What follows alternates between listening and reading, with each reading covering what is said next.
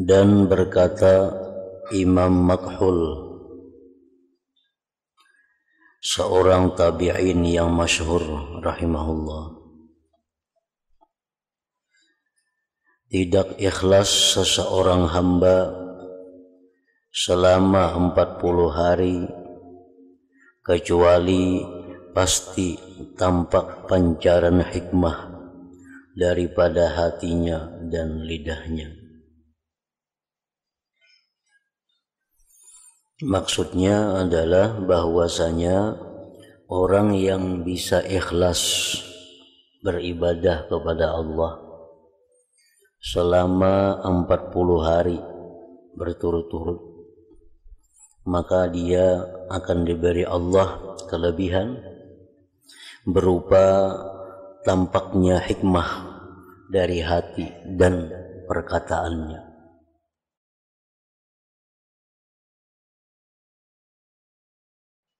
Orang yang mampu ikhlas beribadah kepada Allah selama 40 hari, maka dia akan diberi Allah kelebihan, diberi Allah keutamaan berupa dipenuhi hatinya dengan hikmah,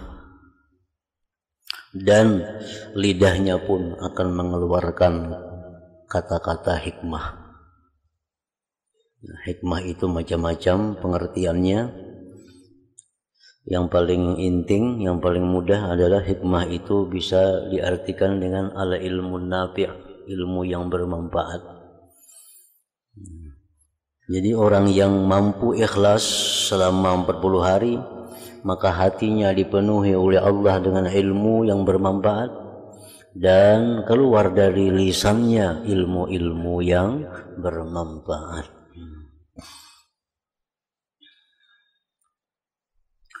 Dan berkata Sahal At-Tustari rahimahullahu ta'ala pula,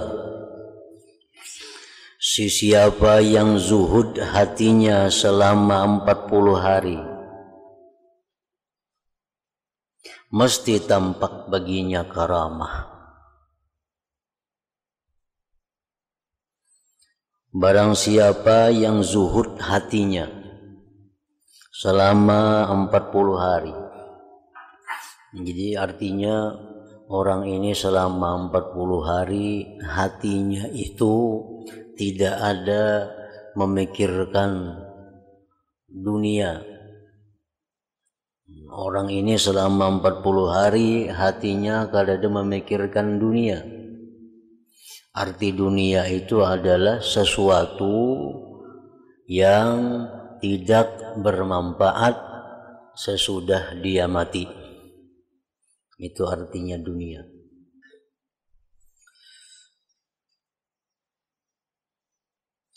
Siapa yang zuhud, siapa yang mencegah hatinya daripada memikirkan sesuatu yang tidak bermanfaat sesudah dia mati selama 40 hari. Artinya dalam 40 hari itu pikirannya itu kadada memikirkan nang kada bermanfaat sesudah dia mati. Jadi pikiran itu selalu yang menjadi kebaikannya sesudah mati. Selama 40 hari hanya demikian. Pemikirannya, isi hatinya itu adalah sesuatu yang memberikan dia keuntungan sesudah dia mati. Pasti tampak baginya karamah. Tampak baginya karamah.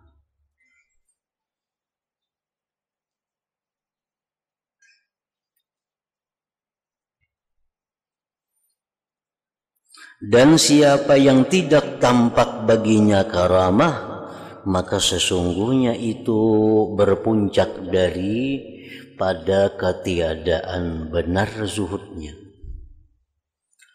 40 hari misalnya jalannya, aku zuhud 40 hari tapi kada ada karamat, itu menunjukkan bahwa zuhudnya itu belum benar artinya.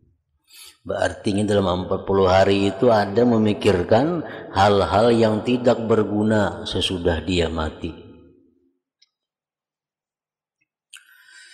Lalu ada orang yang bertanya kepadanya, Sahal Tustari tadi, bagaimana maksud tampak karamat itu? Orang tuh hatinya zuhud daripada dunia, zuhud daripada memikirkan sesuatu yang tidak bermanfaat sesudah mati. Maka dia diberi Allah karamat. Apa garang karamatnya itu? Maka beliau menjawab, ia mengambil sesuatu yang dikehendakinya, seperti apa yang dikehendakinya dan sekira-kira dikehendakinya.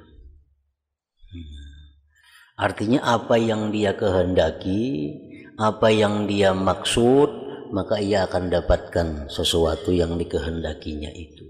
Nah, itu karamat yang diberikan Allah kepada orang yang zuhud tadi.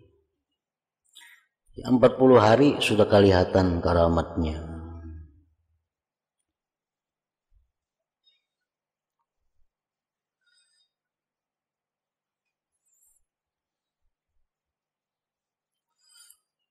Apa yang dikatakan oleh para ulama, innallaha yu'tir ragiba duna ma yurid wa yu'tiz zahida fawqa ma yurid wa yu'til 'arifa muwafaqata ma yurid. Sesungguhnya Allah memberikan dunia kepada orang-orang yang gemar dunia. Allah berikan dunia itu kurang dari yang dikehendakinya. Orang itu cinta kepada dunia, maka Allah memberikan dunia kepadanya itu kurang dari apa yang dia kehendaki. Misalnya orang yang cinta dunia ini, ia menargetkan dalam tahun ini harus dapat keuntungan sekian, 10 juta umpamanya. Allah beri kada sampai seitu. Allah beri kada sampai seitu. Nah, kemudian lagi Allah memberikan dunia itu kepada orang yang zuhud melebihi dari apa yang dikehendakinya. Nah, kalau orang zuhud yang berkehendak, aku dalam tahun ini dapat keuntungan 10 juta. Allah beri lebih daripada 10 juta itu. Nah, jadi itu ngarannya karamat. Itu ngarannya kelebihan yang diberikan Allah kepada orang-orang yang zuhud terhadap dunia. Orang-orang yang hatinya hanya memikirkan keuntungan-keuntungan sesudah dia mati. Nah, jadi zuhud itu artinya bukan orang itu miskin, bukan orang itu kaya, bukan orang itu fakir, bukan orang itu mampu. Itu bukan masalah zuhud. Zuhud itu adalah orang yang di hatinya, yang dipikirkannya, yang dipentingkannya sesuatu yang bermanfaat sesudah mati. Nah, itu orang yang zuhud ngarannya. Orang kaya banyak yang zuhud, orang fakir banyak nang kada zuhud. Jadi kaya fakir itu kada berlaziman berkaitan dengan zuhud kada zuhud, sebab zuhud itu letaknya di dalam hati. Bila orang tu pikirannya nang dipentingkannya hal-hal nang berguna sesudah mati, itu dia orang zuhud. Tapi bila dipikirkannya hal-hal nang kada bermanfaat sesudah mati, bila dipikirkannya hal-hal yang justru menyusahkan dia sesudah mati, nah ini kada zuhud ngarannya. Dan berkata lagi Sahal At-Tustari rahimahullahu ta'ala, para ulama yang cerdik pandai telah melihat kepada hakikat ikhlas, maka mereka tidak mendapati lebih daripada bahwasanya ikhlas itu jadilah segala pergerakan seseorang itu dan diamnya ketika bersendirian atau bersama orang lain tidak dicampuri oleh sesuatu, sama ada nafsu atau apa-apa tujuan keduniaan. Itu orang yang ikhlas. Jadi ikhlas itu, ujar Sahal Tustari tadi mengatakan lagi bahwa ikhlas itu artinya orang yang bergeraknya, orang itu berdiamnya tidak ada di dalam hatinya untuk tujuan-tujuan keduniaan. Nah, itu ikhlas artinya. Baik inya beribadah, baik inya kada beribadah, tujuannya kada ada keduniaan.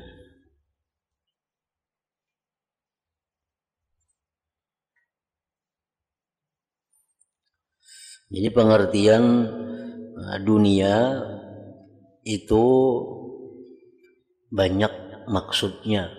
Nengaran dunia itu, duit bisa dikatakan dunia.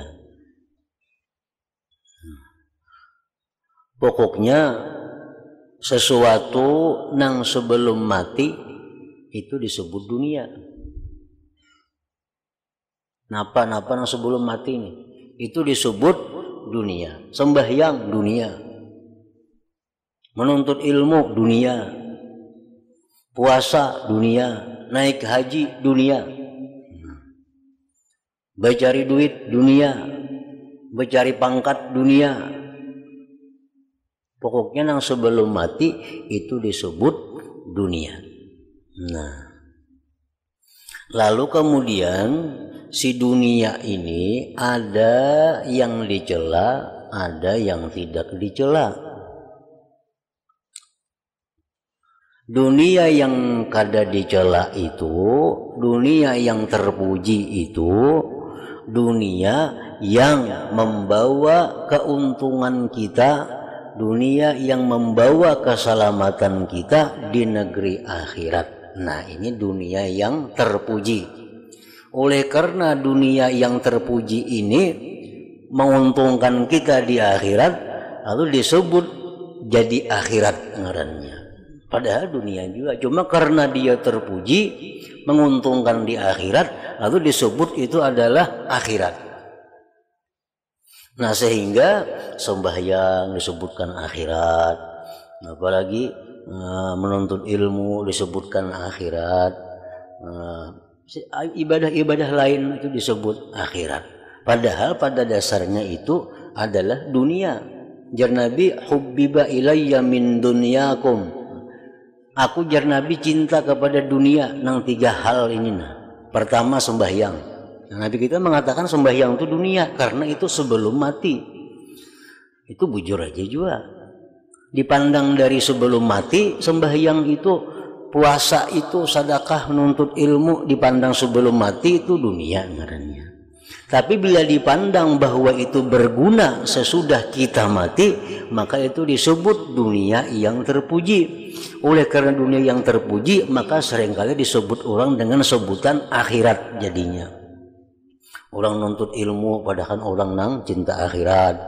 Orang suka sembahyang disebut orang yang suka akhirat. Orang suka bersedekah disebut suka akhirat. Padahal itu dunia karena belum mati.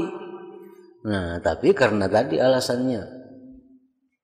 Nah, ada dunia yang sebelum mati ini yang tercela. Yang tercela itu apa? Dunia yang tercela itu adalah sesuatu yang sebelum mati ini yang akan menyusahkan kita sesudah mati. Nah, ini dunia yang tercela. Nah, ini biasa dipakai kalimat dunia tercela, ya iya ini dunianya. Walaupun ibadah yang kadang menguntungkan sesudah mati itu disebut dunia yang tercela. Ibadah yang dilakukan dengan kada ikhlas itu dunia tercela, kada bisa disebut sebagai akhirat karena kada termasuk dalam golongan dunia terpuji. Nah, jadi bila ada hadis Nabi yang mengatakan misalnya hubbud dunya ra'su kulli khati'ah, cinta dunia itu pokok segala dosa. Dunia yang mana? Dunia yang tercela ini. Nah, dunia yang tercela ini artinya apa? Sesuatu yang sebelum kita mati, yang akan menyusahkan kita sesudah mati. Nah, yang menyusahkan kita sesudah mati itu apa? Satu, amal-amal maksiat. Nah, perbuatan-perbuatan yang belum kita matinya kita lakukan maksiat. Nah, ini bakal menyusahkan kita di akhirat, menyengsarakan di akhirat. Apalagi kesukaan, kegemaran mencari yang halal untuk bersenang-senang di dalam dunia. Nah, ini termasuk dunia yang tercela. Karena ini akan memanjangkan hisapnya, karena di akhirat membuat dia susah juga di akhirat. Nah, jadi ujar Imam Sahal tadi, ikhlas itu menurut para ulama cerdik pandai, ikhlas itu adalah orang yang bergerak, orang yang atau berdiam, baik beribadah atau apapun aktivitasnya, orang itu tujuannya adalah tidak ada tujuan keduniaan. Tidak ada tujuan keduniaan artinya apa? Kada ada tujuan yang bakal menyusahkan inya di akhirat kaina. Dan berkata As-Sari As-Saqati rahimahullahu ta'ala, jangan engkau beramal karena manusia. Jangan engkau beramal karena manusia. Artinya, maksudnya jangan engkau beramal karena manusia, jangan engkau beramal hendak mencari pujian manusia. Jangan hendak beramal karena menghindari cacian manusia. Jangan hendak beramal mencari pujian manusia. Jangan hendak beramal mencari kehormatan yang diberikan manusia. Jangan hendak beramal mencari upah yang diberikan manusia. Nah, itu artinya jangan engkau beramal karena manusia. Dan jangan engkau meninggalkan sesuatu karena manusia. Jangan meninggalkan sesuatu perbuatan karena mengharapkan pujian manusia, karena mengharapkan upah dari manusia. Nah, jangan. Dan jangan engkau memberi sesuatu karena manusia. Dan jangan engkau membuka sesuatu amalan karena manusia.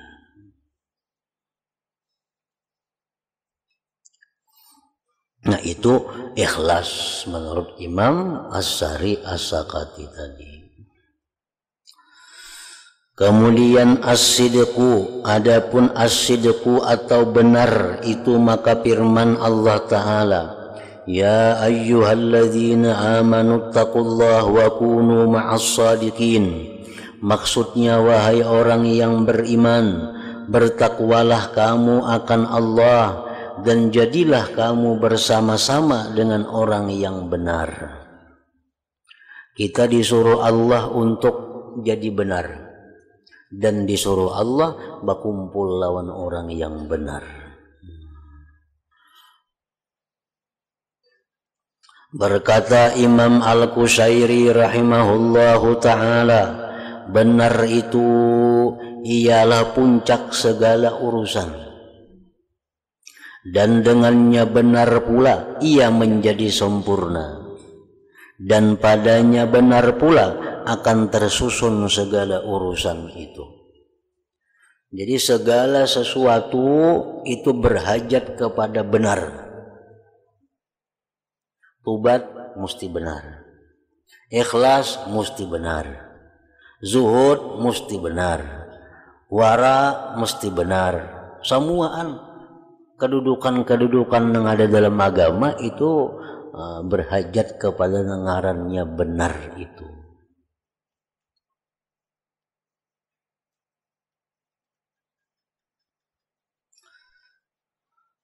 Dan beliau berkata lagi, sekurang-kurang benar itu ialah sama hal yang rahasia dan yang tampak. Itu sekurang-kurang benar. Orang yang menampakkan suka tapi hatinya kada suka, itu kada benar ngarannya. Karena berlainan antara zahir dan batinnya. Orang yang menampakkan khusyuk tapi kada khusyuk, kada benar ngarannya, dusta ngarannya. Orang yang menampakkan, jadi benar itu baik perkataan, perbuatan, niat, keadaan, dan lain-lainnya. Namun pada pokoknya semula benar itu berada pada perkataan. Perkataan itu ada benar, ada dusta, itu berlawanan. Dusta lawan benar kadang mau berhimpun. Benar itu apa? Benar itu sidik itu artinya, arti harfiahnya, arti kalimatnya. Benar itu menyampaikan sesuatu yang terjadi. Menyampaikan sesuatu yang terjadi. Nah, sedangkan dusta menyampaikan sesuatu yang tidak terjadi. Itu dusta. Nah, kemudian benar itu kepada Allah yang pertama kita dituntut. Jangan mendustai Allah. Itu yang pertama. Yang kedua, hanya kita benar kepada manusia. Nah, manusia itu macam-macam pulang tingkatannya. Pertama, kita mesti benar kepada Rasulullah. Yang kedua, kita mesti benar kepada guru kita. Yang ketiga, kita mesti benar kepada kedua orang tua kita. Yang keempat, kita mesti benar kepada kawan-kawan saudara-saudara kita, dan seterusnya. Nah, bila orang itu berani berdusta kepada Allah, apalagi kepada manusia. Orang tua ini mendustai Allah, apalagi manusia.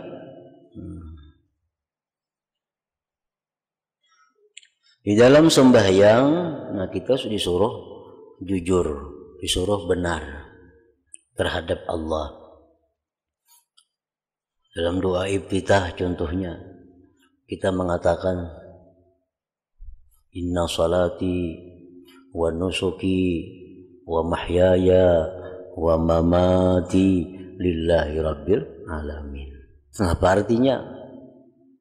Ini di hadapan Tuhan kita bersuara inna salati, bahwa sembahyangku, wa nusuki, ibadah-ibadahku, wa mahyaya, hidupku, wa mamati, dan matiku, lillah, bagi Allah Tuhan semesta alam. Nah, itu pernyataan kita di hadapan Allah. Amun ternyata kita sembahyang kita kada karena Allah, ibadah kita kada karena Allah, hidup kita kada di jalan Allah, mati kita dalam keadaan yang tidak diridai Allah, berarti kita mendustai Allah ngarannya. Bila orang mendustai Allah, mendustai yang lain apalagi? Apalagi nyembani Allahnya didustainya. Allahnya didustainya.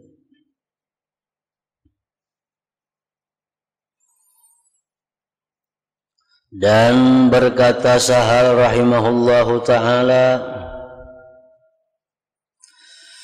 tidak akan mencium bau kebenaran seseorang yang menipu diri sendiri atau menipu orang lain.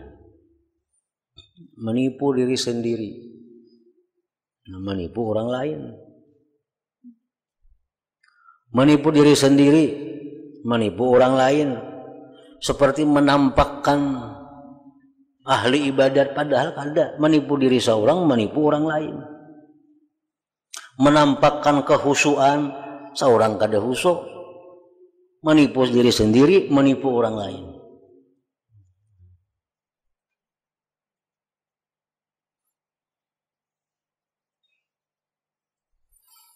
Dan berkata Zunnun rahimahullahu ta'ala, kebenaran itu pedang Allah, ia tidak diletakkan ke atas suatu kecuali dapat dipotongnya. Artinya orang yang benar itu orang yang pasti mengalahkan siapapun. Walaupun pada awal pertamanya mungkin dia berada dalam keadaan susah, tapi akhirnya orang yang benar itu pasti menang. Orang yang benar itu pasti berada di atas. Dan berkata Imam Al-Harith Al-Muhasibi rahimahullahu ta'ala, orang yang benar ialah orang yang tidak peduli dengan runtuhan harga dirinya pada pandangan makhluk asal ia dapat membaikkan hatinya. Itu pendapat Imam Haris Al-Muhasibi. Orang yang benar itu, yang bersifat sidik itu, orang yang kada peduli harga dirinya hancur asalkan dia benar. Nah, ini nang kada bujur, kadang-kadang seorangnya sudah nyata kada bujur atau dihina orang sarik, nah tuh itu nang jauh daripada sifat jujur. Seorangnya sudah kada jujur, dihina orang sarik, dua kali luputnya. Satu, seorang tuh sudah kada jujur, dihina orang, dianggap orang merusak harga diri, nah itu dua kali luput ngarannya. Kalau orang nang sifat jujur benar itu, dia kada jadi masalah harga dirinya runtuh, dia kada masalah citranya buruk di hadapan umat masyarakat, asal hatinya bagus, gitu.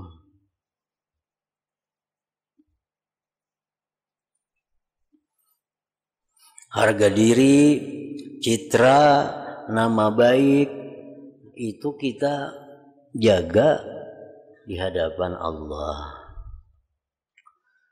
Kalau kita ikhlas, kita Allah aja yang kita jaga, harga diri kita jangan runtuh di sisi Allah. Nah, di sisi manusia biar runtuh. Yang orang medahkan kenapa kada perlu dilawan, kada perlu dibalas, apalagi balasannya luput.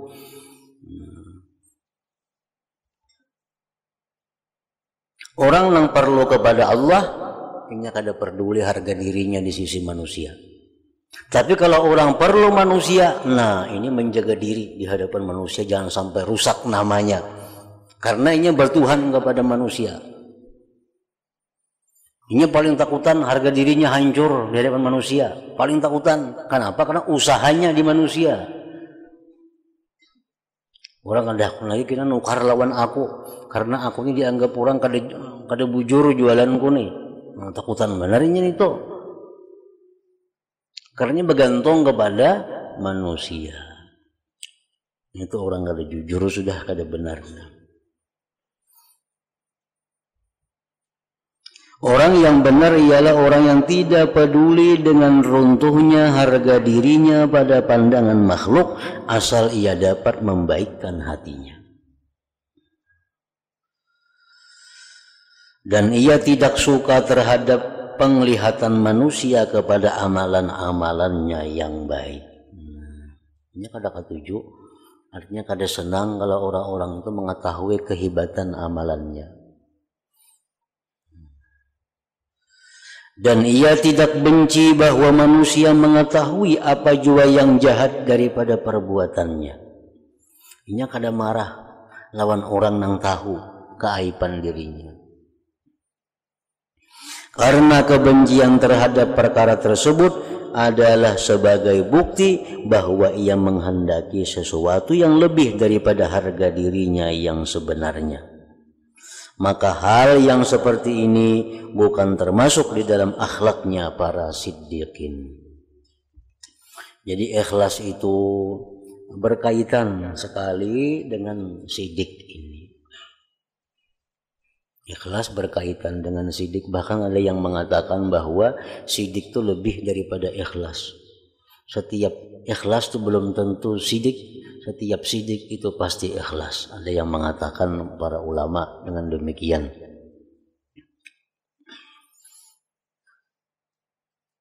Orang beribadah umpamanya. Orang beribadah dengan mengharapkan ganjaran surga dari Allah. Itu ikhlas. Ikhlas toh. Tapi ini belum sampai kepada derajat sidik. Nah, belum sampai kepada derajat sidik. Kalau orang sidik macam apa? Inya beribadah itu adalah semata-mata menunaikan hak kehambaannya kepada Allah Subhanahu wa taala. Perkara dibalas Allah lawan surga, dibalas Tuhan lawan apa, itu kada ada urusannya. Inya sembahyang karena ini jadinya adalah tugasku sebagai hamba mengabdi kepada yang menciptakan aku. Kada mengharapkan balasan apa-apa dari Allah. Nah, itu sudah sidik ngarannya. Jadi lebih tinggi daripada ikhlas di sisi seperti itu. Kita beribadah supaya masuk surga, supaya jangan ke neraka, itu sudah ikhlas ngarannya. Sudah ikhlas. Tapi belum sidik lagi. Nah, sidik itu orang yang benar-benar menjadi hamba. Benar-benar menjadi hamba apa? Setiap dia berbuat, dia melakukan kewajibannya kepada yang menciptakannya. Dan dikatakan apabila engkau meminta daripada Allah akan sidik, maka Allah akan memberi akan dikau akan cermin yang dapat engkau melihat dengan segala sesuatu daripada keajaiban dunia dan akhirat. Bila kita minta kepada Allah supaya diberi sidik,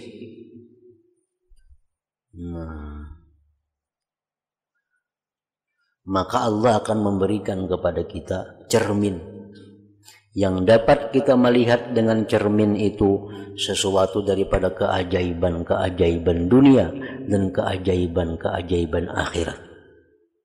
Contohnya Imam Ghazali rahimahullah, beliau itu dikenal sebagai orang yang siddiqin.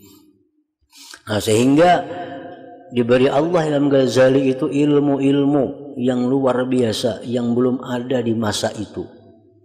Imam Ghazali itu pada sekolah umum, tapi beliau mengetahui tentang tubuh manusia. Dalam tubuh itu ada urat ini, fungsinya ini, ada urat ini, gunanya ini. Dalam kepala itu ada utak yang namanya ini, ada utak ngarannya ini. Nah, itu keajaiban-keajaiban ilmu yang diberikan Allah karena orang yang bersifat sidik itu. Belum lagi keajaiban-keajaiban akhirat. Jadi apabila engkau meminta daripada Allah akan sidik, maka Allah akan memberi akan dikau akan cermin yang dapat engkau melihat dengan segala sesuatu daripada keajaiban dunia dan akhirat. Nah, jadi ikhlas berhubungan erat dengan sidik, dengan benar ini. Kalau kita ikhlas, maka ikhlas kita ini belum tentu lagi sidik. Nah, jadi ikhlas kita tingkatkan supaya menjadi ikhlasnya siddiqin, ikhlasnya orang yang benar-benar ikhlas, yaitu orang yang mengabdi kepada Allah tanpa mengharapkan apapun dari Allah Subhanahu wa taala selain daripada keridhaan Allah Subhanahu wa taala. Nah, itu sudah ikhlas siddiqin marahnya.